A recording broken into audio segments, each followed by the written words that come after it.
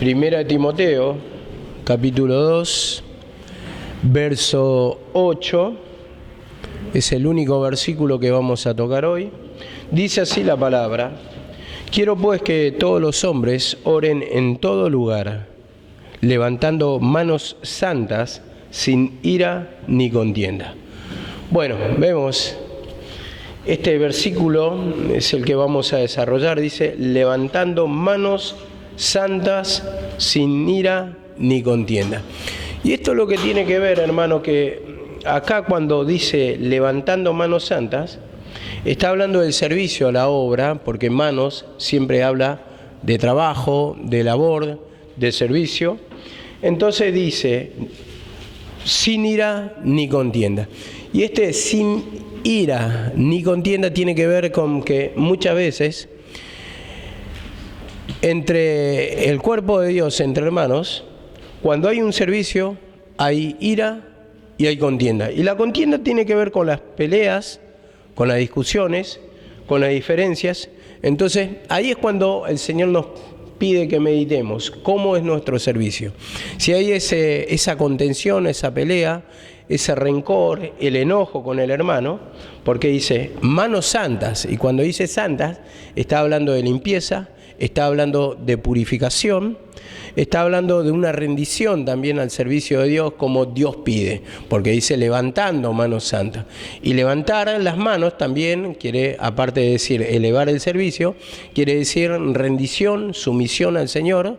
Vemos que en la antigüedad, y como siempre, ¿no?, se sigue haciendo, eso por costumbre, es el levantar las manos, como decir, estoy a tu voluntad, no tengo nada, está limpio todo, no tengo nada guardado entre las manos. Entonces habla de una intención, podemos decir, noble, limpia, pura, y no que trae algo entre las manos.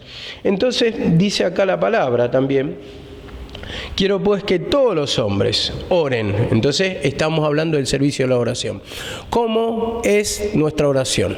Porque tenemos servicios, sí, las manos santas, como dice acá la palabra, es lo que quiere el Señor, sin ira y sin contienda. Entonces, con nuestra oración, cuando tenemos que pedir lo que nos eleva al Señor, lo que nos acerca al Señor, es el confesar el pecado.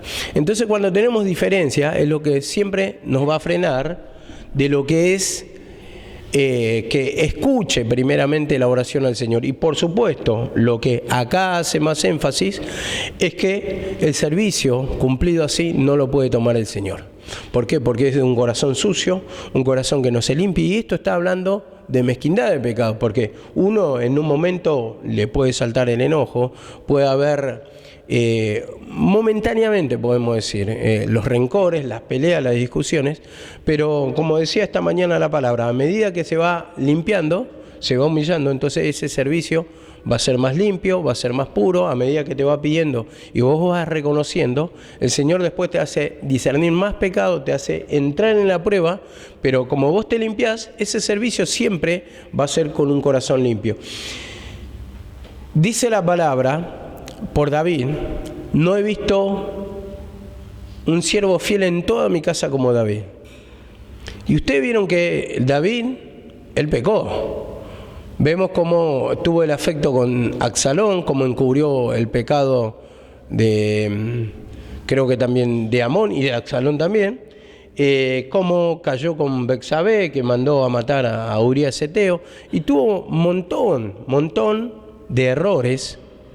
Pero, sin embargo, en cada error él lo iba reconociendo, se iba humillando, y entonces dice así, no he visto siervo fiel en toda mi casa como David. Lo importante es reconocer para que avancemos en nuestro servicio, para que sea tomado nuestro servicio, para que nuestra vida esté santa, esté limpia delante del Señor, para que no nos pida cuenta, y sobre todo para que no nos pida cuenta el Señor a nosotros, de nada, que no seamos tropiezo de nadie.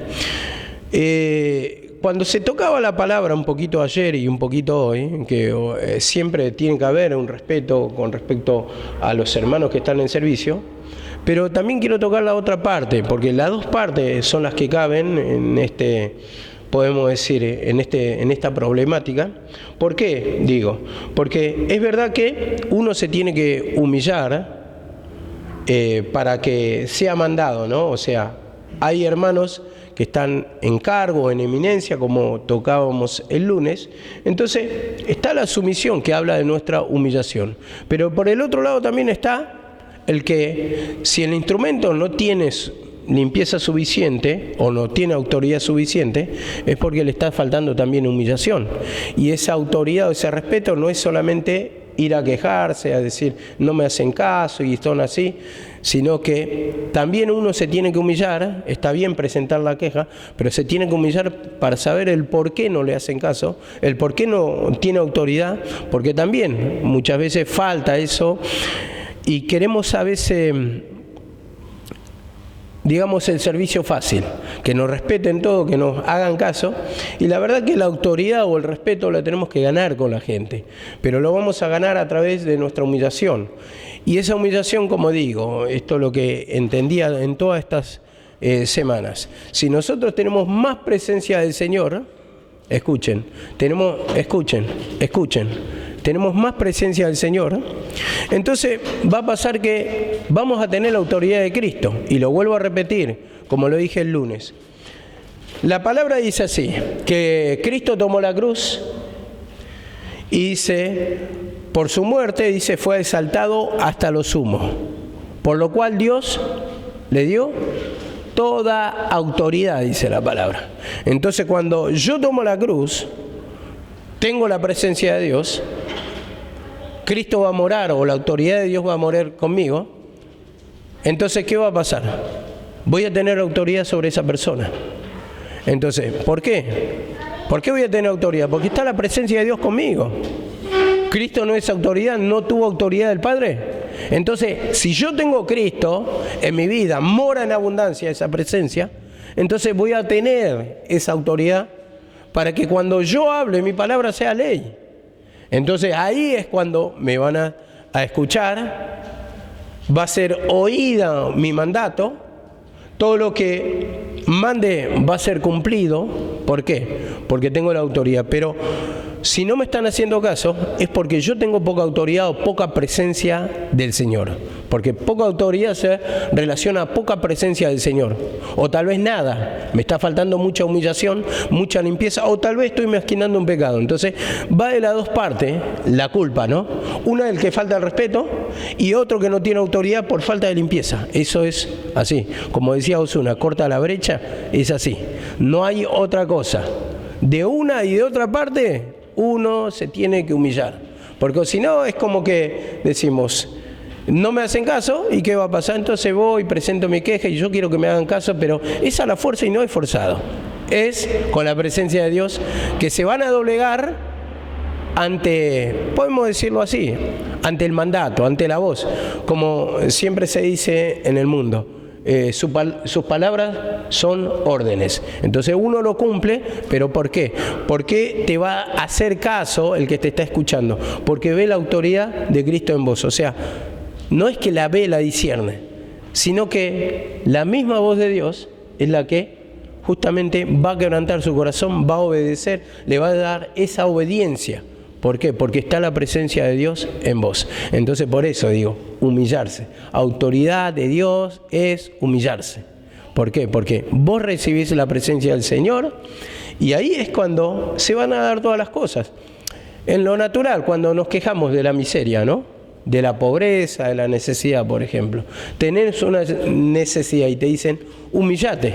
Vos vas, te humillaste, llenás la presencia del Señor y no se abren así las puertas. Bueno, es lo mismo con una orden, con una persona. Es lo mismo.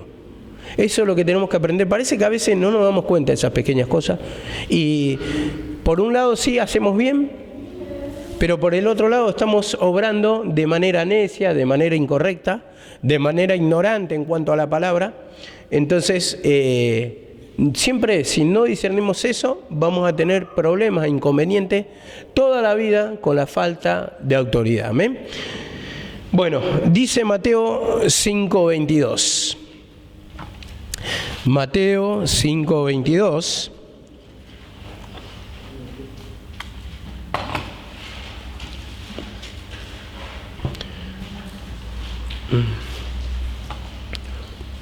Dice así la palabra: pero yo os digo que todo aquel que esté enojado con su hermano será culpable ante la corte, y cualquiera que diga fatuo a su hermano será culpable delante de la corte, y cualquiera que diga idiota, esta es la versión que tengo, será reo del infierno de fuego.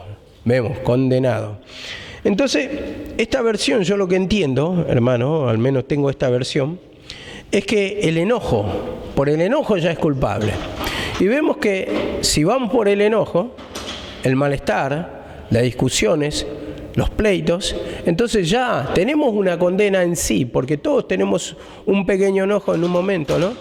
Y vemos como los hermanos muchas veces toman ventaja al saber que nos enojamos fáciles, o fácil de enojar somos, entonces provocan y te van tirando la lengua, entonces provocan ese enojo en vos, entonces viene ese enojo y entonces ahí ya estamos en la condenación. ¿Por qué? Porque nos sentimos mal, oprimidos, cargados, y esto es justamente con lo que estamos tocando, levantando manos santas, servicios, sin ira y sin contienda. Entonces eso es lo que tenemos que discernir. ¿Cómo estamos interiormente delante de la presencia del Señor? Hay enojos, hay cansancio en el camino. ¿Por qué? Porque no te reconocen la autoridad, porque no te reconocen el cargo. Entonces ahí es cuando tenés que analizar. ¿Te humillaste realmente? ¿O siempre confiaste en brazos de carne para que otro que tiene mayor autoridad vaya y frene a ese hermano, que lo ubique para que respete tu autoridad? Y no es así. La palabra dice que nos tenemos que humillar, tenemos que pedir perdón. Si es verdad, tenemos que acudir a contar la problemática, es así, pero no esperemos que se nos sujeten porque viene otro instrumento con mayor autoridad y lo reta. No es así. Siempre nos van a seguir pasando los mismos problemas porque la cuestión del enojo que nos quiere enseñar está en nosotros. Entonces ahí es cuando tenemos que tomar la cruz. Tenemos que llenarnos de la presencia del Señor. Ahí enojo, Señor, perdóname. Perdóname. Entonces, después que sale ese enojo, se llena de la presencia del Señor, te llenas de la autoridad de Cristo, porque Cristo mismo es la autoridad en nosotros, y entonces ahí van a reconocer tu ministerio, o ahí vas a tener la autoridad para no tener problemas y para mandar. Amén. Dice así la palabra también en Mateo capítulo 6, verso 12. Dice así la palabra: y perdónanos nuestras deudas, como también nosotros hemos perdonado a nuestros deudores. ¿Hemos perdonado?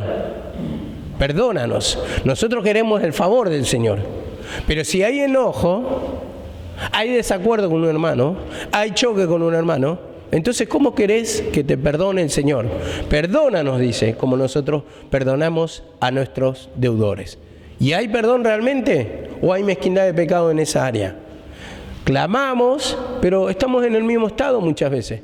Tal vez, como decía en esta mañana la palabra, 5 años, 10 años, que está frenado en tu ministerio, o está frenado en alguna área, que sabés que está frenado, que te impide la bendición, que te impide la revelación, o que te impide explotar en el ministerio como el Señor quiere de vos y como vos querés sentirte en el ministerio.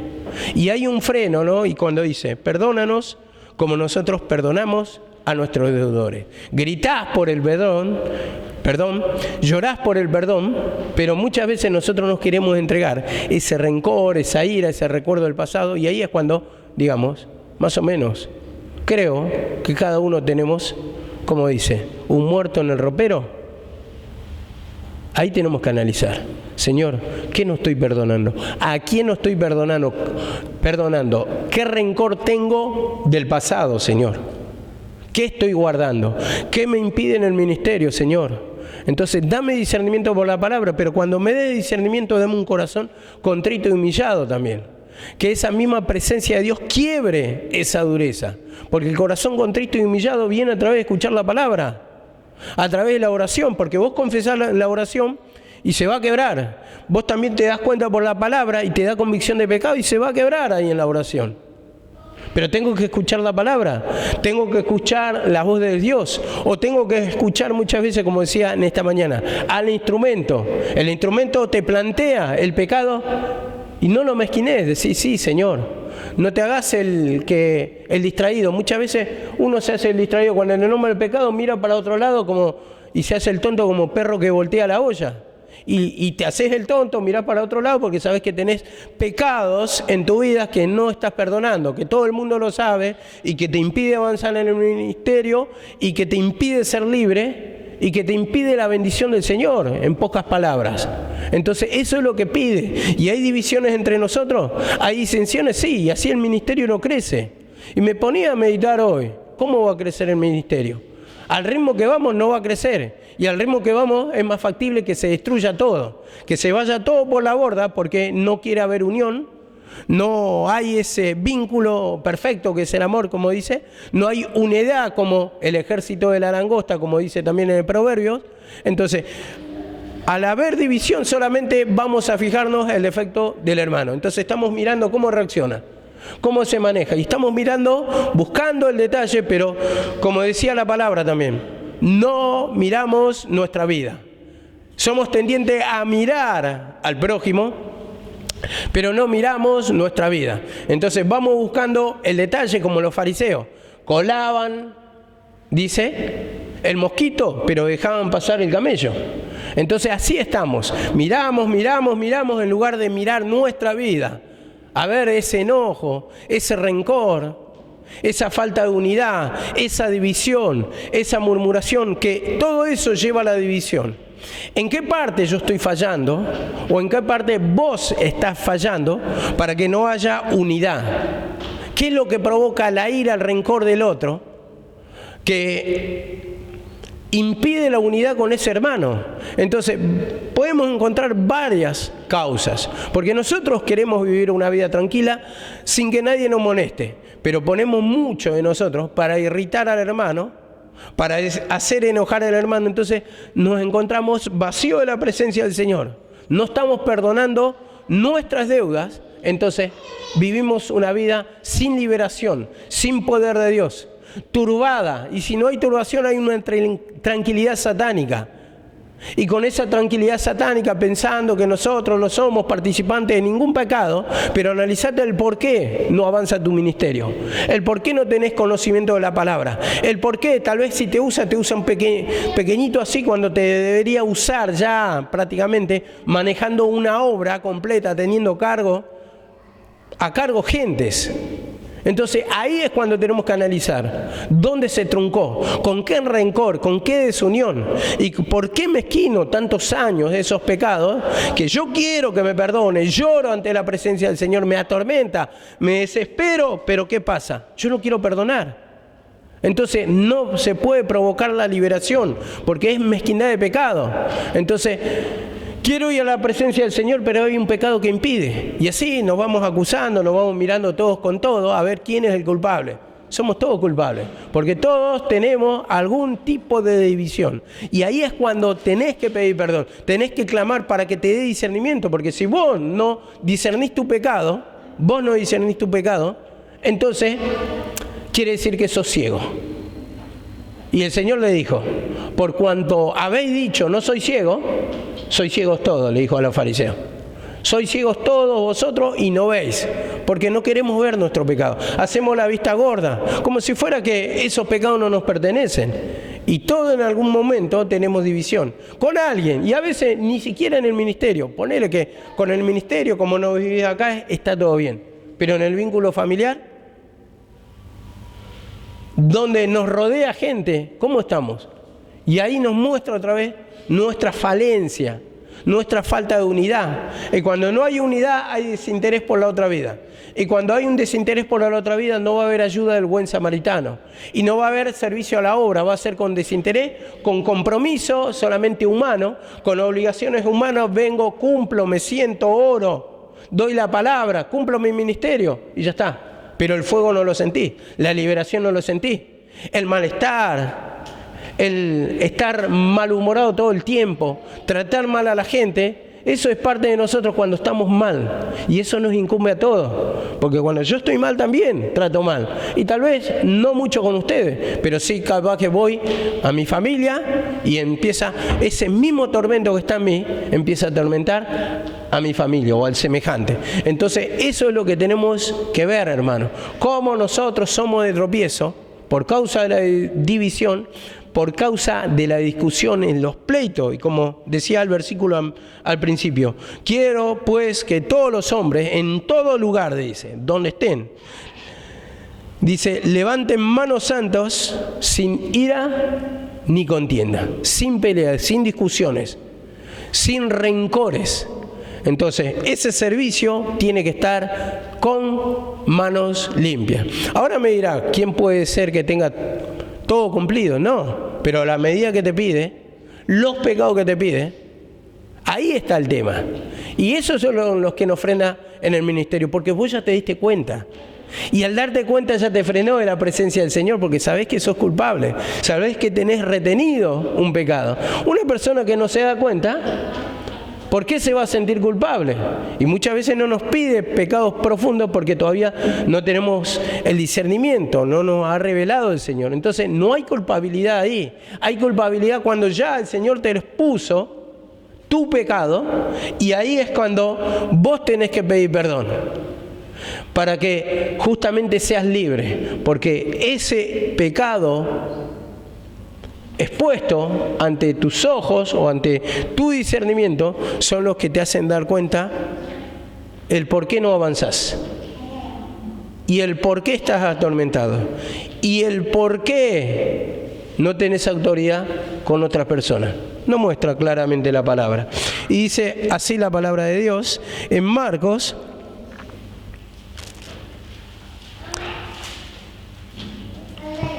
11:25. Marcos 11:25.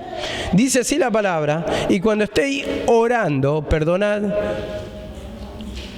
si tenéis algo contra alguien, para que también vuestro Padre que está en los cielos os perdone. Vemos acá cómo apoya la palabra o el versículo anterior que leí. Cuando estéis orando, dice, perdonad si tenés algo contra alguien, para que vuestro Padre os perdone, dice, vuestro Padre que está en los cielos. Entonces, si yo perdono, si yo me humillo de esos rencores, es cuando mi vida va a ser libre. Ahí voy a empezar a sentir descanso. Pero vemos acá la palabra. Claramente tenemos que entregar ese pecado de ira, de rencor, de daño que te hicieron. ¿Por qué le tengo que perdonar? Sí, le tenés que perdonar. ¿Vos querés el perdón de Dios? Dice que Cristo, aún estando en la muerte, nos perdonó. Aún estando en la cruz nos perdonó, como dice. De la manera que Cristo os perdonó, vosotros también así hacedlo con sus semejantes. Entonces, Él nos perdonó en la muerte, no siendo culpable, tomando nuestro lugar, siendo vituperado, ¿no? Y nos perdonó. Dijo, Padre, perdónalos porque no saben lo que hacen. Pero nosotros nos queremos perdonar. No queremos entregar. Andamos con ese pecado acomodadito. Como, ¿se acuerdan la película de la Pasión de Cristo? Cómo Satanás andaba con un bebé. Y muchas veces acariciamos, andamos con ese bebé cerca del Señor, porque estaba Satanás cerca del Señor, observándolo, y así acariciamos nuestro pecado y toma una forma, vamos a decir, nuestra vida diabólica, por la mezquindad de pecado. Lo tenemos muy bien guardadito, no queremos entregar, y lo disfrazamos ¿con qué? Con los servicios. Pero esos servicios no van a ser válidos, no van a ser tomados, porque no están pagando tu cuenta con el servicio ese. No te estás poniendo a cuenta, no sirve ese servicio. ¿Por qué? Porque hay rencor, porque hay ira. La palabra de Dios dice, yo como perito arquitecto puse el fundamento, pero cada uno mire cómo sobreedifica, lo que está edificando, lo que está haciendo. La palabra está, pero mirá cómo estás obrando, mirá cómo estás actuando, mirá cómo estás construyendo. Porque si es, como dice la palabra, madera, heno, jaraca, el fuego la va a consumir. No sirve esa obra. El Señor quiere una construcción, como le dice, oro, plata, que habla de la divinidad o de la presencia de Dios, y está hablando todo eso que lo va a poner a juicio, va a someter a juicio, y si se quema, no sirve. Y cuando hay pecado, evidentemente va a ser destruido. Entonces nos apercibe la palabra acá para que nos humillemos, para que entreguemos, porque esos pecados son pesados. No podemos permanecer en la obra. Te cansás de verle siempre la cara a tu hermano. ¿Y sabés qué pasa cuando hay acusación? Hay acusación, mirás y está gritando otro hermano, perdóname, si mirá, se hace, si después hace cualquiera. Grita, ahora viene a llorar ante la presencia del Señor y después se la remanda. Ese espíritu acusador está. Y eso quiere decir rencor, división con tu hermano. Y la palabra lo dice, el que esté libre de pecado, que tire la primera piedra. Y yo a veces lo quiero decir de versículo, pero, o sea, desde el púlpito digo. Llego a decir eso y capaz que me apedrean todos, porque están todos con el mismo pecado. Vamos a decirlo así. Y esto es lo que nos está tocando acá la palabra, esa ira, ese enojo, esa división, para que se mantenga la unidad. Y dice, el trabajo de dos tiene mayor paga que uno, ¿no? O mejor paga. Entonces cuando se van humillando todos, cordón de 3 dobleces no se rompe fácil. Dice en Eclesiastés 4. Bueno, ¿qué quiere decir eso? Que en la unidad está la fuerza. Entonces no va a ser derribada la obra. Pero cuando está luchando uno, si ese uno cae, el único que se está humillando, entramos todos en juicio. Entonces, desde ahí nos muestra la palabra para poder lograr esa humillación. Y cuando hay esa humillación, como dice, haya pues este sentir que hubo en Cristo Jesús. Cuando hay ese sentir de hacer el plan de Dios, de tomar la cruz, de cumplir la voluntad del Señor, eso es lo que va a traer unidad, un mismo sentir en todos. Entonces nos une en un sentir común de destruir el pecado, el rencor, nos trae armonía y trabajamos en la obra mancomunadamente, todos juntos, y eso es lo que va a tener mayor paga. Entonces ya no va a recaer sobre uno solamente la responsabilidad, sino cada uno poniendo su granito de arena es lo que va a llevar a la victoria a esta iglesia. Porque no es justo también que muchas veces predica uno solo, ¿no? Vamos a decirlo así. Está predicando uno solo para recibir gente uno solo y uno solo y uno solo. Y si ese solo no está, entonces no está sumando. Pero no también por ese lado, porque no se pueden ganar almas. No también por ese lado, sino que, a ver, quiere decir que yo estoy frenado en el servicio, que no hay avance, entonces simplemente estoy tomando un lugar acá que me va a traer tormento porque no me voy a sentir cómodo, porque es oración, es humillación, es palabra, y como lo estás sometiendo en una obligación simplemente de esfuerzo humano, al final vas a dejar todo por la mitad. Pero cuando, como dijo Pablo, yo trabajé más que todo, pero no yo, sino la presencia de Dios en mí, entonces Cristo es el que te va a ayudar en el camino, siempre es el que va a trabajar y no va a traer esto cansancio, sino que va a ser más fortaleza para nosotros. Y esto tiene que haber un avance. La palabra lo decía, no lo decía con versículo a la mañana, pero tiene que ir creciendo tu ministerio. Y como dice el versículo, la senda del justo es como la luz de la aurora, que va en aumento hasta el que el día es perfecto. No puede estar truncado, hermano, tu ministerio. No puede estar truncado tu avance. No puede estar truncado tu conocimiento. Tiene que haber ese perdón, ese pedir perdón. Y si hay divisiones, eso, entregarlo. Levantando mano santa, sin ira y sin contienda. Y como dice acá la palabra, ya lo había nombrado, pero lo vamos a agregar en Lucas 23, 34. Lucas 23, 34 dice así la palabra: Padre, perdónalos porque no saben lo que hacen. Y echaron suertes repartiendo entre sí sus vestidos. Sus vestidos. ¿Qué está diciendo? Dice, perdónales porque no saben lo que hacen. Entonces, en esa falta de discernimiento, cuando viene un hermano y te insulta y te dice de todo, y ten en cuenta que a veces puede ser un hermano que sepa la palabra, pero hay un momento de ceguera. Puede ser que viene y te pelea, te discute, y puede ser un hermano nuevo un hermano que tiene rebeldía, puede ser, y dice, perdónalos, porque no saben lo que hacen, no tienen discernimiento. Le tomó un espíritu de pelea, de discusión, de locura, y como lo dijo el Señor, yo, si tengo la cruz, como digo, no, es porque yo me humillo y ese no se quiere humillar. Entonces, perdónalos, porque no saben lo que hacen. No tienen discernimiento, están locos. Y dice acá la palabra en la segunda parte, echaron suerte repartiéndose entre sí su vestido. Y muchas veces vamos a perder la vestidura. En el sentido, ahí me callo. Y si hay ira, si contienda, no contesto. ¿Por qué? Porque está la prudencia. Eso también que va en parte de la humillación. Aunque sienta el fuego de pelea por dentro, pero si me callo la boca, quiere decir que está la prudencia.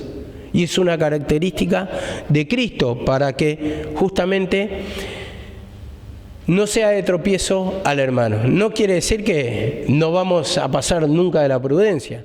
Por supuesto, después ya te tiene que resbalar, pero eso lleva años, porque uno se da cuenta, y así lo vas a vencer. Dice, no sea vencido de lo malo, sino con el bien vence el mal.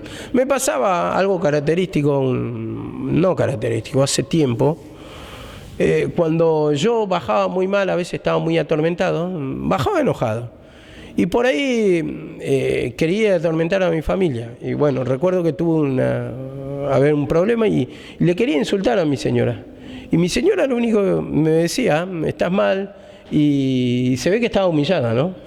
Porque me decía, no me acuerdo, pero me decía, yo la insultaba y ella me decía, no, vos estás mal, y me decía, no, anda a orar y humillate, y me decía, yo te quiero, te quiero, te quiero.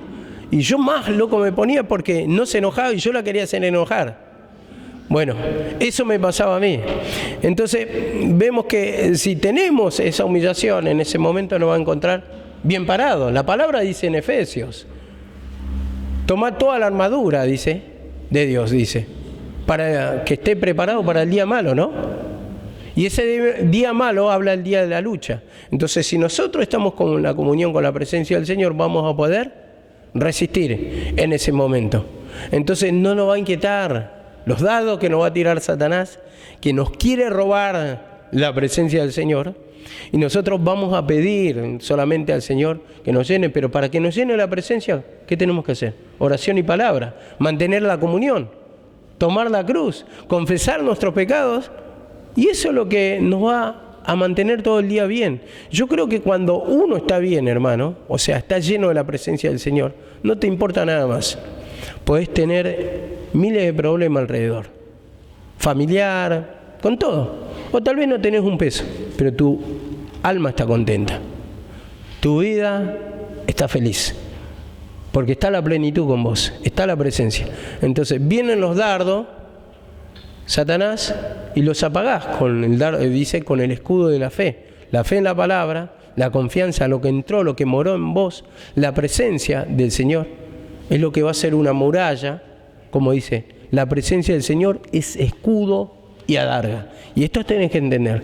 Presencia del Señor todos los días equivale a que vas a perdonar, equivale que las locuras que tenés en tu mente van a ser apagadas porque vos solamente querés sentirte bien, querés sentir la presencia del Señor, querés tener entendimiento. Y eso es lo que la presencia del Señor te va a llevar solo al servicio. Solo al servicio. Solo, porque va a actuar el poder de Cristo en vos y va a hablar solo, sin esfuerzo, porque está la presencia del Señor en tu vida. Entonces eso tenemos que mantener, o tener en cuenta más bien, que la presencia del Señor tiene que estar, ese fuego encendido como en el altar, estaba a las 24 horas, los 365 días del año encendido. Así la presencia del Señor nos muestra cómo debería ser en nuestra vida, que no se apague ese fuego de Dios, que mantengamos la presencia. Y cuando dice acá, echaron suertes repartiéndose entre sí su vestido. Y bueno, volviendo a eso, la vestidura. Muchas veces hasta tenemos que perder. Como dice Pablo, si es necesario, aún me gastaré de lo mío. A veces tenemos que perder. A veces tenemos que perder. Pero acá también habla de otra cosa, echar suerte de la vestidura. Habla que cuando viene el conflicto, como le dice, si eres hijo de Dios, bájate de la cruz y creeremos, le decía. Vemos que dice, perdónalos. No saben lo que hacen. Echaron suerte sobre su vestido. ¿Qué quiere decir? Que vos, a pesar de que te estén insultando, peleando, lo único que vas a repartir son tus vestiduras, presencia de Dios. Cuando tenés la vestidura de Cristo, vas a repartir la misma esencia, la misma manifestación del Señor. El gozo, la paz, la alegría, no venganza, no discusión, no pleito. Volvemos al versículo ese que dice, las armas de nuestra milicia no son carnales, sino poderosas en Dios para la destrucción de fortaleza. Entonces todo esto nos lleva a tener en cuenta varios versículos para ver nuestro estado espiritual. Y como dice en Proverbios 15:1, dice así, la blanda respuesta aplaca la ira. ¿Cuánto nos falta, no? Queremos presentar nuestra defensa, nuestros impulsos, nuestros enojos, y sabemos bien lo que sentimos por dentro. Blanda respuesta aplaca la ira. Y la palabra áspera hace subir el furor. Meditad un poquito por qué siempre terminás las peleas. Con un hermano. ¿Por qué siempre discutiendo? Porque vos tenés ira. Entonces hace subir más furor. Contestás mal y hace subir el enojo del otro hermano. Meditar por la palabra. ¿Solamente será que tiene la culpa el otro hermano? Que tal vez vino provocó. Tal vez tiró la primera piedra, tal vez inició, tal vez tiró la llama, esa pequeña chispa que enciende un gran bosque, como dice en Santiago. Medita. Porque culpables aparentemente siempre son los otros.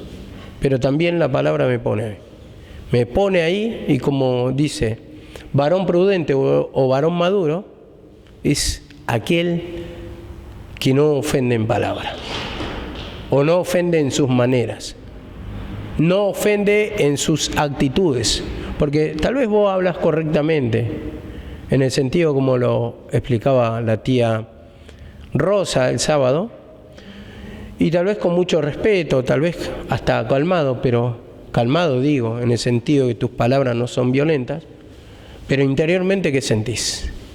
¿No lo querés? ¿Deseás que se vaya? Ya me tiene cansado, todos los días lo mismo. ¿Por qué te cansás?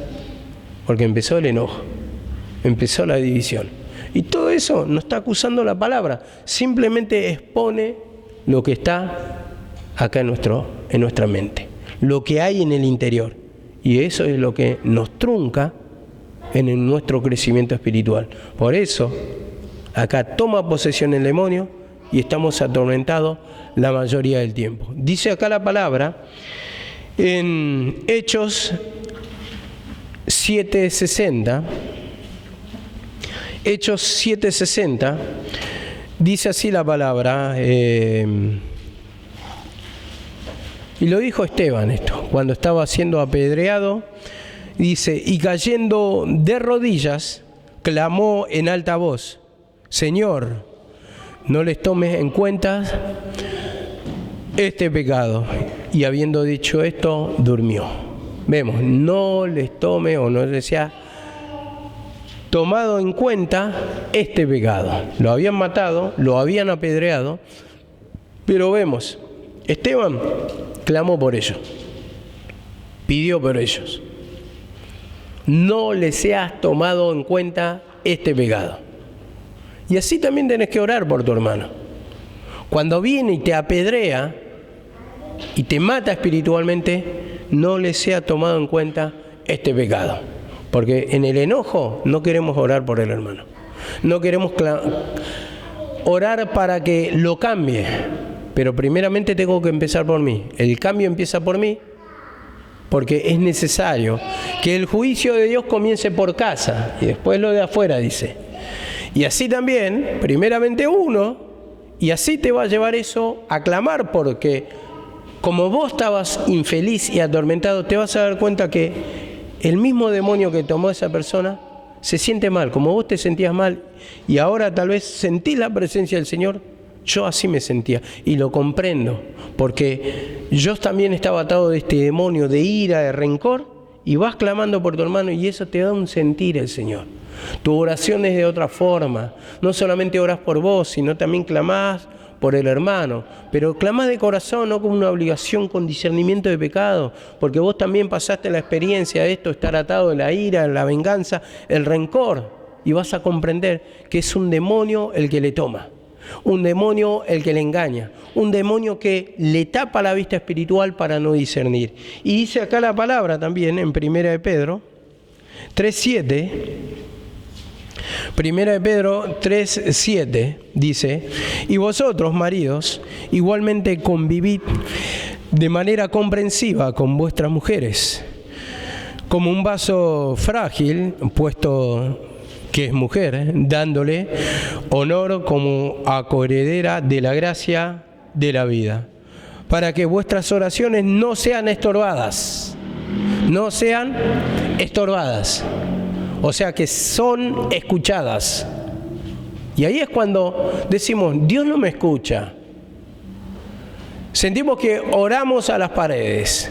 Oramos pero estamos fríos. Señor, perdóname, pero no sentimos nada. Sentimos que no va a cumplir nunca el Señor. Sentimos distante la bendición. Qué diferente es cuando uno está quebrantado y parece que la bendición está a pasito. Y si no está a pasito, sabes que el Señor no miente y que lo va a cumplir, pero te da otro sentir, un mirar con esperanza. Pero cuando uno está duro, está estorbada la oración, hay un impedimento. Y entonces, ¿qué pasa? Sentís que nunca va a cumplir y eso te lleva a tomar decisiones propias, como me pasaba en estos días. Parecía que nunca iba a llegar la bendición natural. Entonces empiezo a trabajar por ese pecado. De necesidad, de todo, ¿no? De mirar con desesperanza hacia el futuro, de querer tomar decisiones propias, decir, bueno, voy a trabajar, voy a hacer esto, total no es pecado, total, y quiero dar el paso atrás. Y ahí es cuando entra con astucia el enemigo para enfriarme totalmente el ministerio, robarme totalmente el tiempo, sacarme, eliminarme prácticamente. Entonces elimíname mi bendición a futuro. Yo ahora sé el por qué no he recibido bendición. Es porque esperé siempre del hombre. El tiempo del hombre sin humillarme en ese pecado. No, ya se va a dar, ya me lo van a dar, ya se va a cumplir. Es cuestión de tiempo. Un error y estaba cayendo otra vez en el mismo error y me voy dando cuenta y ahora voy atacando ese pecado. Encontrando que es mi naturaleza, mis, digamos, cuestiones mías. Cuestiones mías. Entonces le pido perdón al Señor para que no me lleve a una decisión errada, porque la decisión errada te aleja de la presencia, buscas culpables, mirás con enojo a todos. ¿Por qué? Porque todos están contra mí, mirás, o sea, una vista torcida. Todos están contra mí, todos me desean el mal, nadie me quiere ayudar, nadie me comprende. Entonces yo buscaba así culpables. Entonces, ¿cómo podía ser oída mi oración? Ahí justamente están los estorbos. Los estorbos, y más que nada así hincapié en esto del estorbo, porque acá habla realmente del matrimonio, pero la oración estorbada, cuando hay un enojo, dice, convivid en manera comprensiva, como un vaso más frágil, dándole honor, dice, como coheredera de la gracia. Pero vemos que muchas veces en el matrimonio tampoco se da de esa manera. Porque siempre queremos buscar el error del otro. El error del otro. ¿Los hijos salen mal? ¿Es culpa del marido o es culpa de la mujer? Nunca culpa de los dos.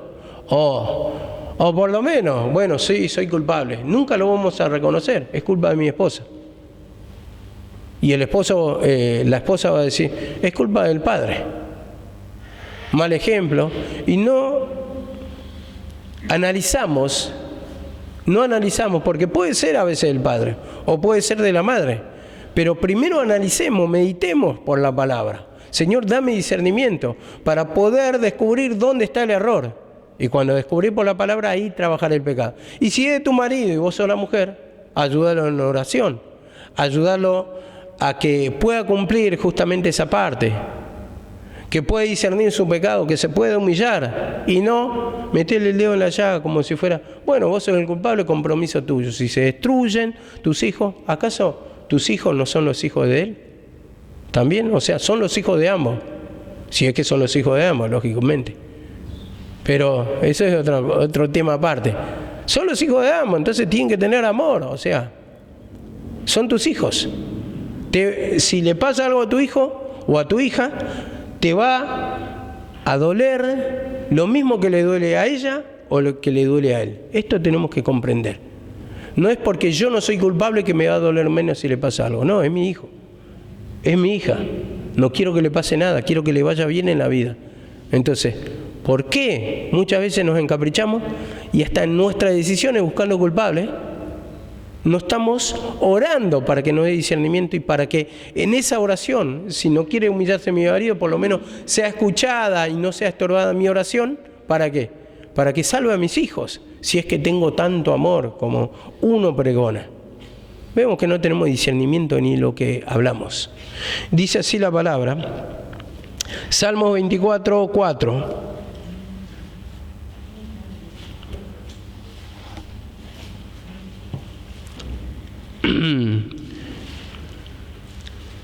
24:4 de Salmo. Este es el último que voy a leer porque ya se acaba el tiempo. Dice así la palabra.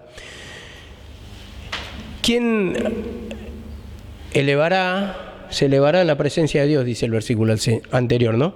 Pero dice acá la respuesta. El de manos limpias, el de corazón puro, el que no ha elevado o alzado su alma en falsedad, ni ha jurado con engaño. Manos limpias, corazón puro. En esto resumo, porque tenía 2 versículos más, resumo todo, la limpieza, humillación. Tu parte es humillarte, la parte del otro también es humillarte. Ambos somos culpables, el ofensor, el ofendido. El ofensor porque ofende, porque es desacatado. Y el ofendido porque no tiene autoridad, ¿por qué? Porque también es así, muchas veces rebelde con Dios, porque le quiere mostrar el pecado, porque hay rencores, hay falta de perdón, también tiene su parte. Los dos. Entonces ahí ya nos muestra, y dice Santiago 4:8, dice así la palabra, limpiaos vuestras manos, pecadores, y vosotros los de doble ánimo, purificad vuestros corazones. Limpiaos, purificad. Acá como lo está diciendo en un sentido de ley, como dice, lavar, limpieza. Así nos quiere limpios de pecado el Señor. Cuando dice purificad vuestros corazones, tu mente, tu conciencia. Y termino con Hebreos 10:22. Dice, acerquémonos con corazón sincero, en plena certidumbre de fe, teniendo nuestro corazón purificado de mala conciencia. Que no quede nada, ni un resto. Eso está diciendo, purificado de mala conciencia. No guardes pecado. Porque el no guardar pecado solamente te trae rebeldía de quién. Te trae rebeldía de tus hermanos, si tenés un cargo, rebeldía de tu familia, porque vos así estás rebelde con Dios por no entregar un pecado, rebeldía de tus parientes, y cuando digo tus parientes o tus familiares, mamá, papá, ¿por qué no vienen al camino? Porque vos también estás de la misma manera con el Señor. Te debería facilitar el Señor las cosas, por el contrario, se complican porque el pecado está mezquinado. Hay que humillarse en este sentido. Amén. Que Dios le bendiga.